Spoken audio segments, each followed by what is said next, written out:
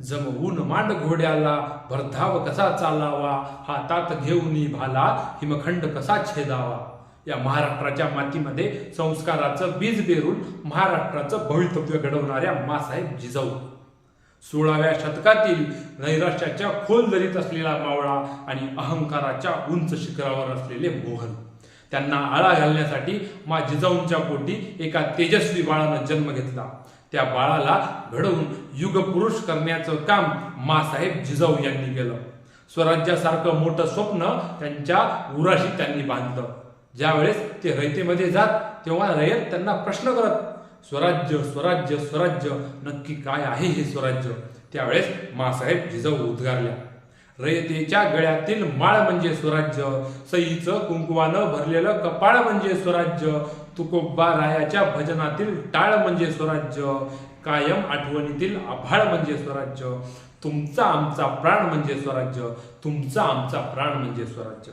आणि या स्वराज्यातील ही सह्याद्री, या सह्याद्रीतील दऱ्याखोऱ्यातील कणभर मावळ्यांना एकत्रित करून मनभर मुघलांना उद्ध्वस्त करणारे, गोरगरिबांसाठी, शेतकऱ्यांसाठी, कष्टकऱ्यांसाठी या महाराष्ट्राच्या मातीचा ध्वज डौलानं फडकवणारे, या महाराष्ट्राच्या मातीचा आराध्य दैवत छत्रपती शिवाजी महाराज.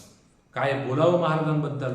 सह्यगिरीच्या कुशीतला मी मर्द मावळा गडी, देव आमचा कैलासी पण बाप राहतो रायगडी.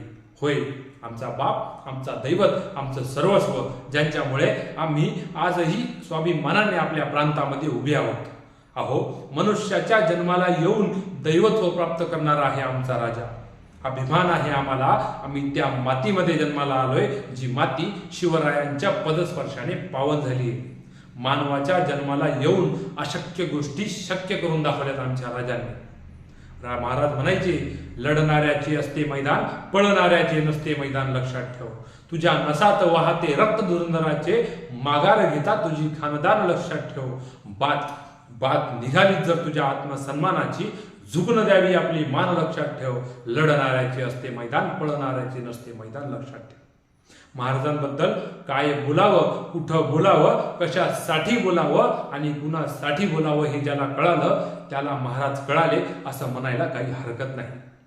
स्वराज्यासारखं मोठं स्वप्न मुठभर मावळ्यांना घेऊन त्यांनी पूर्ण करून दाखवलं. आणि हे स्वराज्य जर आजच्या काळात आपल्याला टिकवायचं असेल तर या मातीमध्ये शिवा काशीद पेरावा लागेल महाराजांना संकटामधून वाचवण्यासाठी.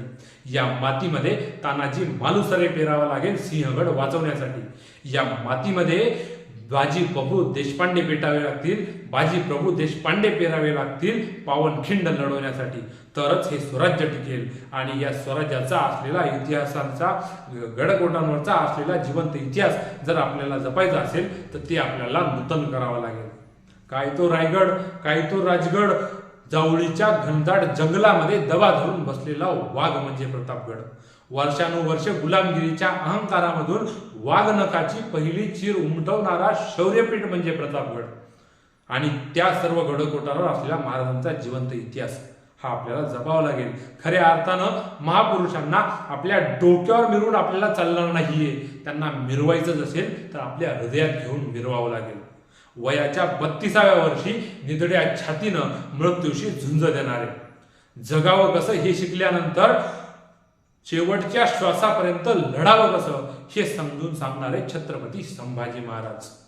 जिंकलो तरी इतिहासच आणि हरलो तरी इतिहासच असणारे आपले शिवशंभू राजे यांचा आदर्श आपल्याला डोळ्यासमोर ठेवून चालावा लागेल.